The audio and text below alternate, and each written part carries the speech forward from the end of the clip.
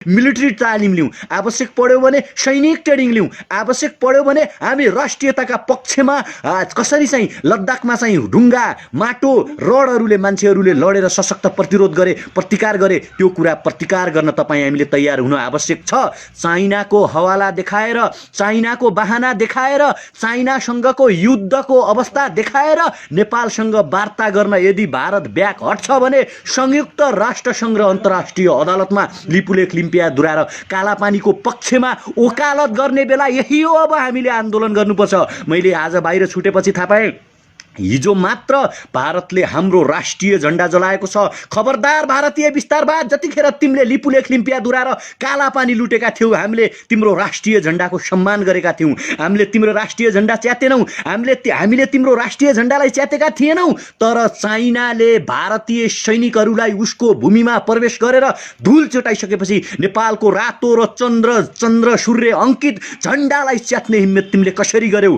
हो जो तपाईँ 2.2 के हेरिराख्नु भएको छ, जसले राष्ट्रिय झण्डालाई माया गर्नुहुन्छ, जसले नेपाललाई माया गर्छौँ, हामी जो नेपालको संविधानलाई माया गर्छौँ, एकचोटि हाम्रो राष्ट्रिय झण्डा च्याट्ने भारतीय विस्तारवाद मुर्दाबाद बनाउँ र यो भिडियो सेयर गरेर भारतका हरेक नागरिक समक्ष पुगौँ। जतिखेर लिपुलेख लिम्पिया दुराएर कालापानी मिचिदासम्म पनि हामीले भारतको राष्ट्रिय झण्डा हामीले च्यातेका थिएनौँ, भारतको राष्ट्रिय झण्डा हामीले जलाएका थिएनौँ। तर आज चाइनासँगको वारमा चाइनासँगको युद्धमा नेपालको राष्ट्रिय झण्डा कसरी जलाए भारतीय जल्लादहरूले, भारतीय धोतीहरूले, भारतीय गुलामहरूले, अंग्रेजका गुलाम भारतहरूले जसरी नेपालको राष्ट्रिय झण्डा जलाएका छन्, तिमीले जलाउँदैमा हाम्रो रातो र चन्द्र सूर्य निशाना अंकित राष्ट्रिय झण्डा जल्नेवाला छैन। यसको शिर झन फहराउने छ। हामी संसारले देख्ने गरी अब सगरमाथामा राष्ट्रिय झण्डा फहराउनेछौँ। एकचोटि सगरमाथाका लागि, एकचोटि गौतम बुद्धका लागि, एकचोटि हाम्रो देशको राष्ट्रिय झण्डाका लागि कृपया यो भिडियो सेयर गरौँ र भारत समक्ष पुगाउँ।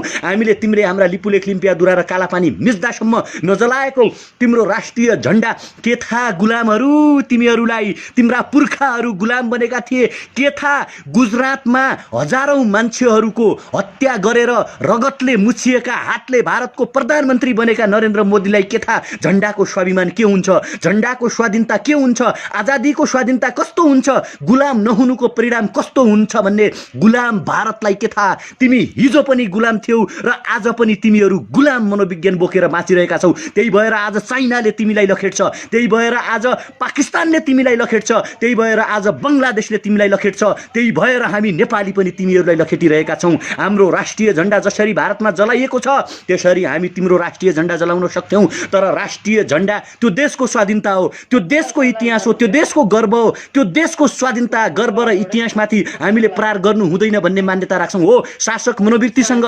शासकसँग हाम्रो लडाइँ होला, शासकसँग हाम्रो मनोवृत्ति नमिल्ला, शासकसँग हाम्रो वार होला, भूमि हामी शान्तिपूर्वक तरिकाले वार्ता मार्फत लिन सक्छौँ, भएन भने युद्ध गर्न सक्छौँ। तर अर्काको देशको राष्ट्रिय झण्डा कृपया एकचोटि तपाईँ कमेन्टमा राष्ट्रिय झण्डा अङ्कित त्यो तपाईँ जानुहोस्, त्यहाँ हुन्छ। इमोजिलमा कता कता थिच्यो भने नेपालको राष्ट्रिय झण्डा त्यहाँ देखिन्छ, भेटिन्छ। कृपया कमेन्टमा राष्ट्रिय झण्डा एकचोटि सबैजना चाहिँ पोस्ट गरिदिनु। यो कमेन्टमा हाम्रो राष्ट्रिय झण्डा भारतले जलाएको तपाईँ हामी सबैलाई थाहा छ। त्यसकारण नेपालको राष्ट्रिय झण्डाको पक्षमा हामी सबैजना छौँ र नेपालको स्वाधीनताका पक्षमा छौँ, नेपालको भौगोलिक अखण्डताको पक्षमा छौँ, नेपालको माटोको पक्षमा छौँ, सगरमाथाको पक्षमा छौँ, गौतम बुद्धको पक्षमा छौँ र हाम्रो वीर इतिहासको पक्षमा हामी सबैजना छौँ। राष्ट्रिय झण्डाका लागि एकचोटि रातो र चन्द्र सूर्य जङ्गी निशाना हाम्रो भन्ने यो जुन गीत छ त्यो ध्वजावाहक चन्द्र सूर्य झण्डा अङ्कितका लागि तपाईँ हामी सबैजनाले हाम्रो झण्डालाई महान बनाउनका लागि, हाम्रो देशको झण्डा कसैले जलाउँदैमा कसै गुलामहरूले कसैका गुलामका बुटमुनि जी हजुरी प्रभु भनेर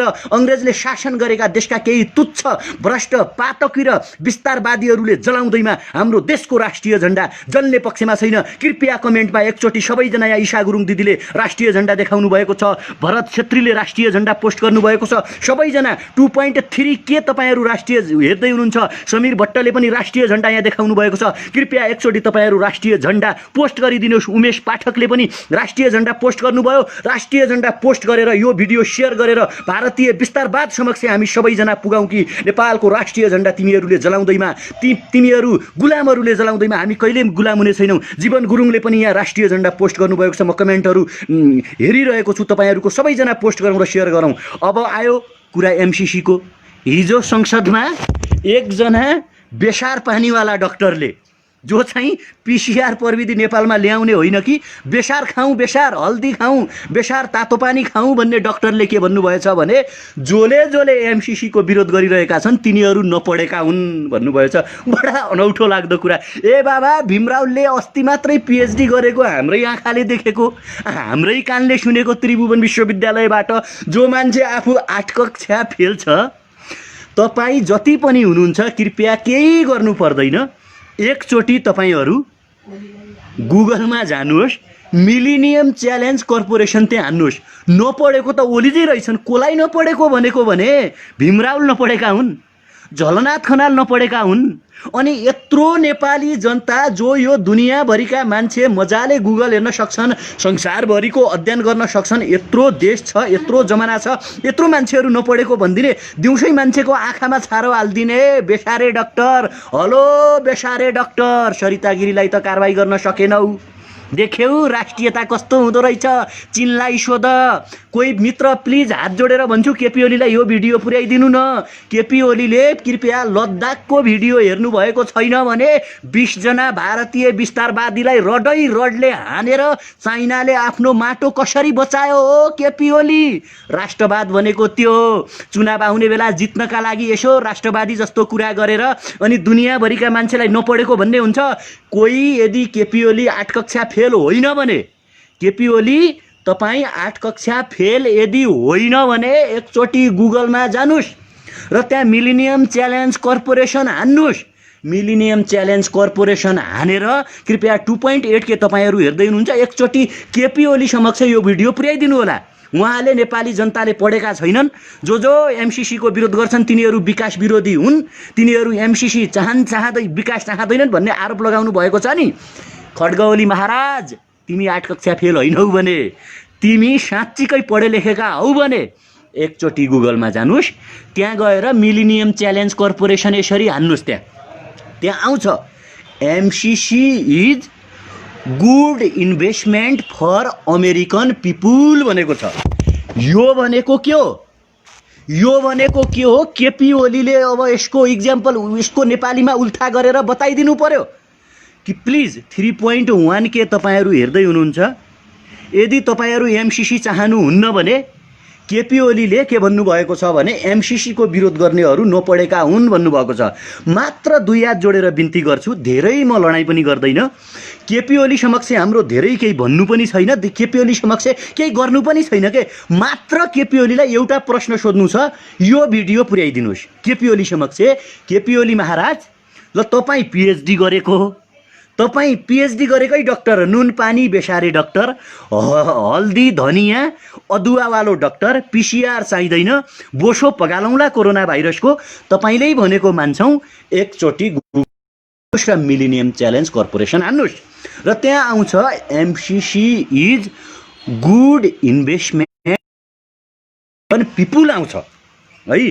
अर्को कुरा national interest, MCC is related with American national interest भन्ने कुरा आउँछ।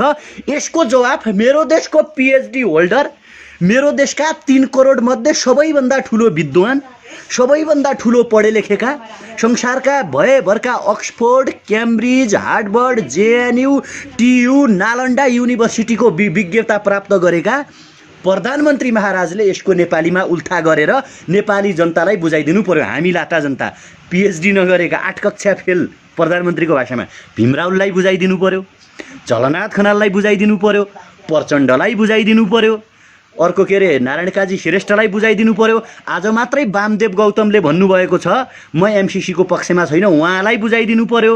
अनि नेपालका चाहिँ भरत दाहालदेखि सुरजित दत्तदेखि ज्ञानेन्द्र साईदेखि सुरेन्द्र भण्डारीदेखि बालकृष्ण नेउपानेदेखि ज्वाला सङ्ग्रौलादेखि ईशा गुरुङदेखि एसबी ताम्राकारदेखि सबै जो अहिले एमसिसीको विरुद्धमा बोलिराख्नु भएको छ, उहाँहरू सबैलाई खड्ग महाराजले एमसिसीमा मैले जे अघि अङ्ग्रेजीमा भने त्यो कुरा नेपालीमा उल्था गरेर प्लिज बुझाइदिनु पर्यो।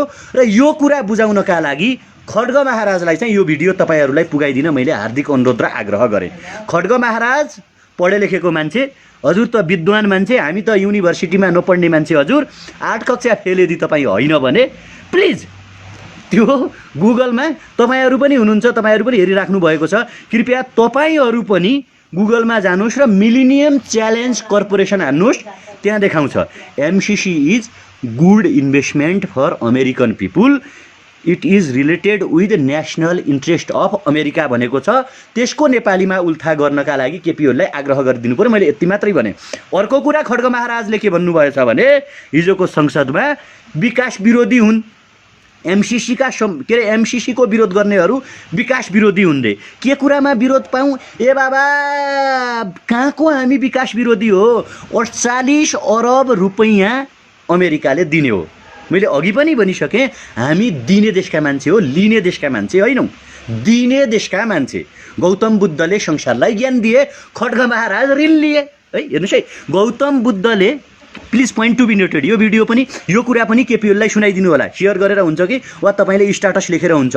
एक थिए गौतम बुद्ध जसले संसारभरि अहिंसा र शान्तिको ज्ञान दिए। एक जन्मे खड्ग ओली जो चाहिँ संसारभरिबाट ऋण लिने र आफ्ना कार्यकर्तालाई भ्रष्टाचार गराउने। एक थिए अमरसिंह थापा, भक्ति थापा, बलभद्र कुँवर, वीरताको कथा सुनाए संसारभरि भीमसेन थापा, अमरसिंह थापा। संसारभरिका तानाशाहहरूलाई मैयौँ भन्ने ब्रिटिस साम्राज्यलाई धुल चटाइदिए, आफ्नो साहस दिए। अर्का छन् खड्ग महाराज, लिपुलेख लिम्पियाधुरा भारतले कप्लुक्क खाँदा पनि चुइक्क नबोल्ने। संसदबाट नक्सा पारित गर्यो, ठिक छ, धन्यवाद छ, बधाई छ। तर राष्ट्रियता र आफ्नो 1 इन्च माटोका लागि चीनले लद्दाखमा के गर्यो? खड्ग ओलीको बालुवाटारमा टेलिभिजन छैन? टेलिभिजन छैन भने मैले भनिदिएँ, यसैलाई टेलिभिजन मानौँ, यही टेलिभिजन होला। कृपया यो भिडियो पनि खड्गलाई सुनाइदिनु पर्यो।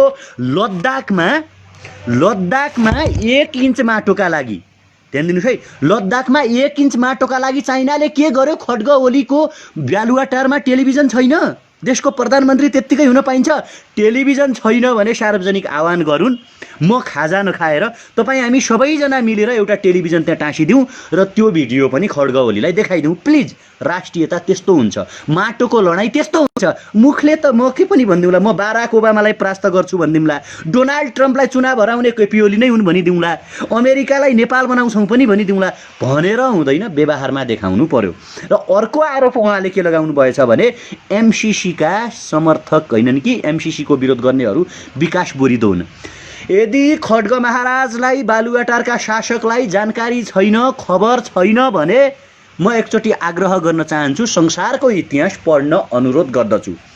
चाइना आफ्नो पौरखले विकसित भएको हो वा चाइना कसैको 48 अरब रुपियाँ डोनेटले विकसित भएको हो? खड्ग ओलीले जवाब दिदिनु पर्यो। अमेरिका भन्ने देश, त्यहाँको इन्टरनल रणनीति, इन्टरनल अर्थतन्त्र, आर्थिक विकास र जनताहरूको पौरखले विकसित भएको हो वा कसैको 48 अरब रुपियाँले विकसित भएको हो? बेलायत, Japan, Korea, Dubai, Gulf country, Malaysia, Russia, European Union, यी देशहरू आफ्नो पौरखले, मेहनतले, इमानले जनतालाई बलियो बनाएर, सुशासन गरेर, भ्रष्टाचार नगरेर विकसित भएका हुन् वा कसैको 48 अरब रुपियाँ डोनेट लिएर विकसित भएका हुन्?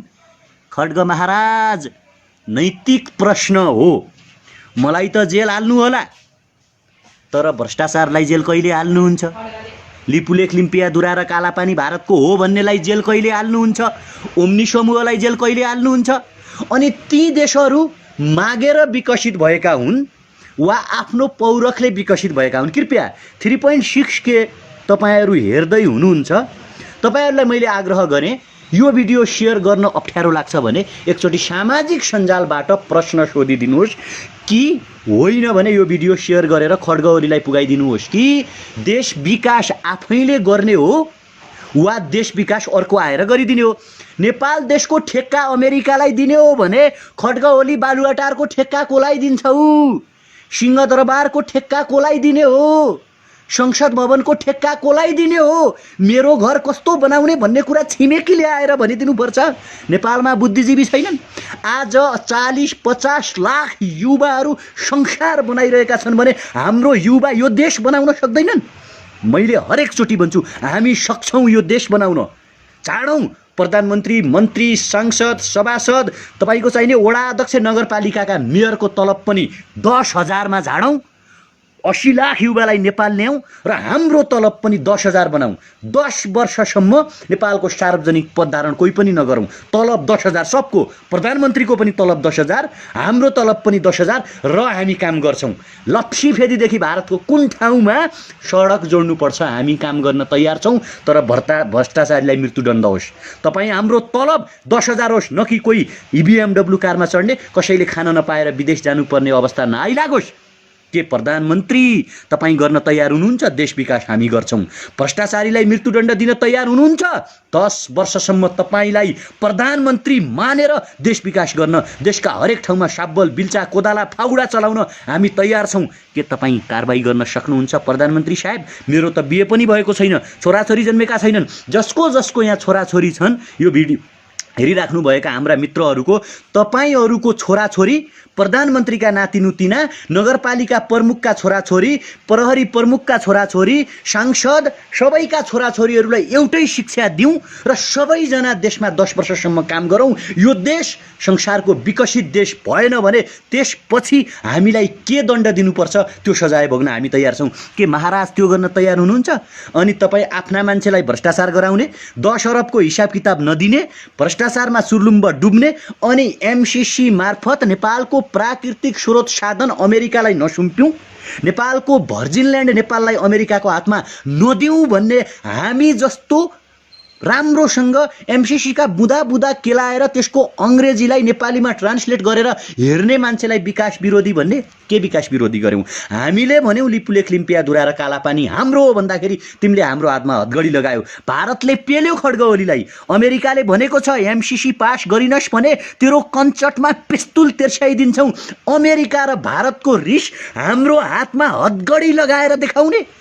नैतिकवान मान्छेले, हिम्मतवान मान्छेले, साहसिलो नेताले जसरी चीनको राष्ट्रपति सी जिनपिङले मुखतोड जवाब दिएका छन् नि, त्यसरी जवाब दिन्छ मुखतोड। युवा नगरौँ, भ्रष्टाचार नगरौँ, सरितागिरी जस्तो देशद्रोहीलाई देशमा बस्न दिनु हुँदैन, संसदमा भ्रष्टाचार नियन्त्रण गरौँ भन्ने युवाको हातमा हतगडी लगाएका छौ नि। सार्वजनिक प्रण गर्छौँ खड्गओली यो देशका लागि, हाम्रो देशका लागि। तिमीलाई माया नहोला यो देशको, तर हामीलाई हाम्रो देशको माया छ, हामीलाई सगरमाथाको माया छ, हामीलाई गौतम बुद्धको माया छ, हामीलाई ती 80 लाख युवाहरूको माया छ जसले पूर्वका अलैँची सम्झिँदै, जसले पूर्वका चिया सम्झिँदै, जसले सुदूरपश्चिमका खप्तड बढीमालीका अपी शैपाल सम्झिँदै, जसले तराईका मनोरम फाँट सम्झिँदै, जसले हिमाल पहाड तराईको सुन्दर वातावरण सम्झिँदै विदेशमा श्रम गरिरहेका छन्, ती 80 लाख युवाहरूको माया छ हामीलाई, हाम्रो सुन्दर भविष्यको माया छ हामीलाई। मैले हरेक चोटि भन्छु तपाईँ हामी सार्वजनिक प्रण गरौँ, हामी हाम्रा राष्ट्रिय स्वार्थलाई छातीमा बोकौँ, व्यक्तिगत स्वार्थलाई त्यागौँ। हामी एकचोटि पृथ्वीनारायण शाहलाई सम्झौँ, एकचोटि मैले हरेक चोटि भन्छु मदन भण्डारीका स्पिचहरू सुनौँ, एकचोटि गणेशमान सिंहको त्यागलाई सम्झौँ, एकचोटि बीपी कोइरालाको त्यागलाई सम्झौँ, एकचोटि किशुनजीको साधकी जीवनलाई सम्झौँ, एकचोटि पुष्पलाल श्रेष्ठलाई सम्झौँ र यो देश बनाउनका लागि प्रण गरौँ। यो देश बनाउनका लागि तपाईँ हामी मात्रै सक्षम छौँ, कोही माइकालाल आएर बनाइदिने छैन।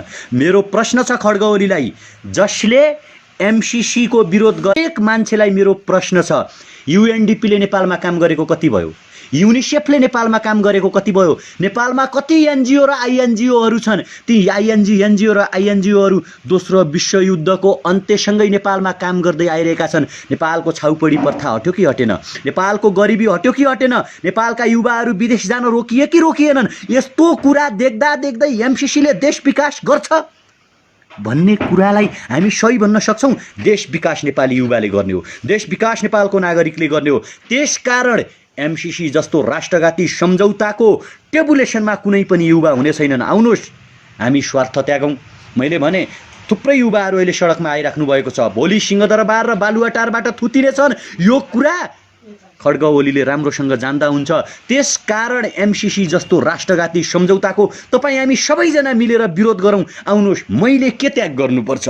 मैले के गर्नुपर्छ म गर्न तयार छु, तपाईँ के गर्न सक्नुहुन्छ, तपाईँ हामी छलफल गरौँ, बहस गरौँ र राष्ट्रका लागि त्याग गरौँ, सेक्रिफाइस गरौँ। म मेरो वाद त्याग्छु, म मेरो दर्शन, मेरो राजनीतिक दर्शन त्याग्छु। मेरा लागि नेपालवाद ठुलो कुरा हो, मेरा लागि नेपाल दर्शन ठुलो कुरा हो, मेरा लागि नेपालको राष्ट्रिय झण्डा ठुलो कुरा हो, मेरा लागि नेपालको संविधान ठुलो कुरा हो, मेरा लागि लिपुलेख लिम्पियाधुरा र कालापानी ठुलो कुरा हो, मेरा लागि अपी शैपाल कञ्चनजङ्घा सगरमाथा लोत्से मनास्लु ठुलो कुरा हो, मेरा लागि गौतम बुद्ध ठुलो कुरा हुन्, मेरा लागि सगरमाथा ठुलो कुरा हो। त्यसकारण नेपालको प्राकृतिक स्रोत साधनलाई दोहन हुने गरी, नेपाललाई रणमैदान बनाउने गरी, नेपाललाई युद्धको अखडा बनाउने गरी, नेपाललाई कसैको गुलाम र दास बनाउने गरी आउने हरेक किसिमका सम्झौता, हरेक किसिमका सहयोग र हरेक किसिमका बुटहरूलाई तपाईँ हामीले परास्त गर्न आवश्यक छ। कपालमा रातो कफन बाँधौँ, हातमा हतगडी लागे लागुन्, छातीमा गोली बर्सिए बर्सिउन्। मैले भनेको छु, देशका लागि, स्वाधीनताका लागि, माटोका लागि, राष्ट्रियताका लागि, आमाका लागि, झण्डाका लागि, भौगोलिक अखण्डताका लागि हातमा हतगडी तके